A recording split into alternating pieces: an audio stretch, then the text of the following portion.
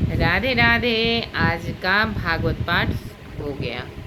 आज मार्कंडेय मुनि की कथा थी भागवत में। मार्कंडेय मुनि बहुत ही तपस्वी, बहुत ही सेवानिष्ठ और सशक्त थे, मुनि थे। तो जब इंद्र ने ये सुना कि मार्कंडेय मुनि बहुत बड़ी तपस्या कर रहे हैं, तब उन्हें चिंता होने लगी। तब उन्होंने बहुत सारी अप्सराओं को मार्कंडेय मुनि के पास भेजा और उनकी तपस्या भंग करने के लिए कहा। परंतु मार्कंडेय मुनि इतनी तपस्या में लीन थे और इतने कर्मठ थे कि उन अप्सराओं का उन पर कोई भी प्रभाव न पड़ा। और मार्कंडेय मुनि अपने तपस्या में और भी लीन हो गए। तो तब भगवान उनके पास आए दो रूप में, एक गोरे और एक श्याम वर्ण के थे। वो दोनों बालक भगवान के पास आए और मार्कंडेय मुनि के पास आए और मार्कंडेय मुनि से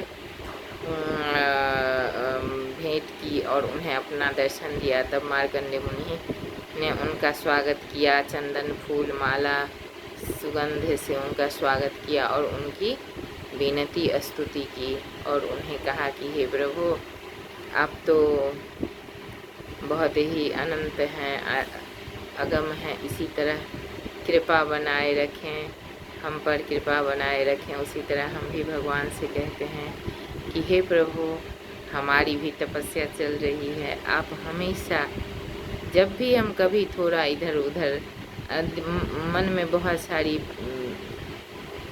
चलती रहती है, क्रोध आवेश चलती रहती है, उस सब से मन विचलित होता रहता है। इसलिए हे प्रभु, आप हमेशा कृपा करके मेरे मन को संभाल के रखना, मेरी तपस्या को समझना और मेरी परिस्थिति को समझना। इस संसार में कोई किसी का नहीं है, माँ बाप भी नहीं है, कोई नहीं है, इसलिए भगवान ही सब कुछ है। भगवान की प्रार्थना ही सब कुछ है।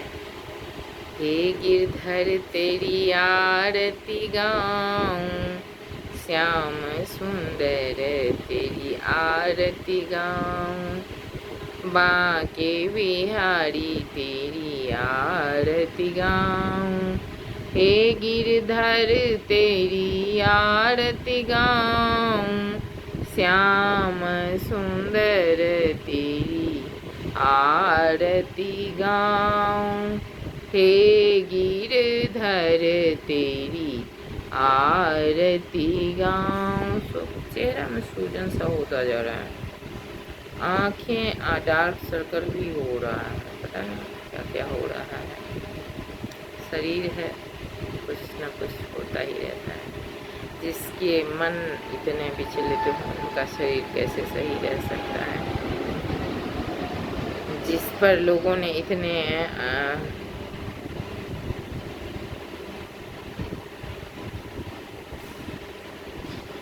बेईमानियाँ की है, उसके मन पे क्या गुजरता होगा, सोचिए। तो शरीर कैसे स्वस्थ हो, मन से प्रभावित होकर शरीर चलता है। हे गिरधर तेरी या कभी माफ़ नहीं करना भगवान उन लोगों को जिन्होंने मेरी ज़िंदगी को इतने जितने ही हम खुश रहने वाले लोग थे, हमेशा हर बात में को कहते थे जाने दो, खुश रहते थे, उतने ही अब क्यों समझ आने लगी ये सब चीज़ें, जो हमारे साथ कितना बेईमानी हुआ, कितना छल हुआ, प्रपंच हुआ, ये सब चीज़ें नहीं समझ आई थी तो खूब खुश रहते थे। जब से समझ आने लगी कि मेरे साथ बहुत अन्याय हुआ, बेईमानी हुई, अत्याचार हुआ, तो मन बहुत दुखी रहने लगा। मेरी इज्जत का कोई ख्याल नहीं किया, ऐसे जगह शादी कर दिया। जो शर्म आती है हमको ये सोचते हुए कि मेरी शादी ऐसी जगह हुई, इसलिए मैं कभी ससुराल नहीं जाती। वो लोग सब जो भी हैं, उनकी तो बात ही नहीं डाली है। बेचारे लोग में शादी कर ली और पिता ऐसे एक बार भी नहीं सोचा कि कैसे उसका क्या होगा, एक बार भी नहीं सोचा बस शादी करने मैं इज्जत का एक बार नहीं सोचा।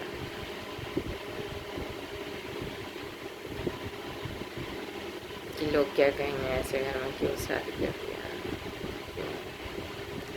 इसलिए पहले कम उम्र में शादी कर देते थे। महज 19 साल के थे हम, उस टाइम में शादी कर लिया था। क्या उस समय क्या बुद्धि रहती है। भगवान आप नहीं माफ करना, कभी कभी माफ नहीं करना भगवान। एक निश्चल, भगवान कहते हैं निर्मल मन जन सो मोहि पावा, मोहि कपट छल छिद्र न भावा।